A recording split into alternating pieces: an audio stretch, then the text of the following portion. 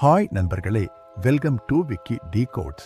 இந்த வீடியோவில் நாம் காணப்போவது ஒரு கொலை அல்லது கொள்ளை நடந்தால் உடல் அல்லது பணம் காணாமல் போகும். ஆனால் ஒரு ஜீனியஸ் இளைஞன் காணாமல் போகிறான்.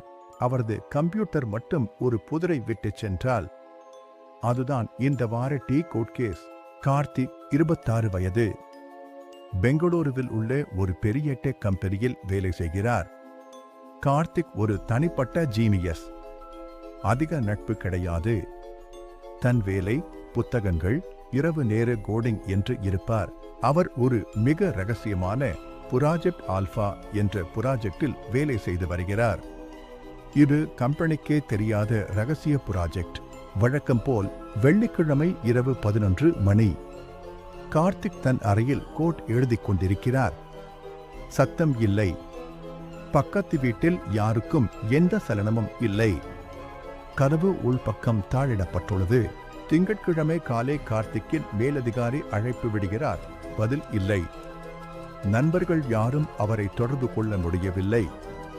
அவசரப்பட்டு கார்த்திக் வீட்டிற்கு காவல்துறை வருகின்றது.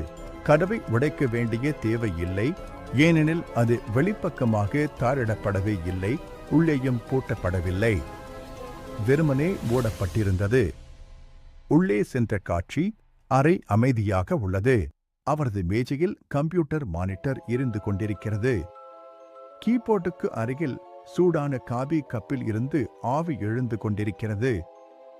அறையில் சண்டை நடந்ததற்கான எந்த அறிகுறியும் இல்லை. கார்த்திக் அறையில் 3 விஷயங்கள் மட்டுமே புதிராக இருக்கின்றன. இதுதான் விக்கி டிகோட்ஸ் பகுதிக்கான முக்கிய அம்சங்கள்.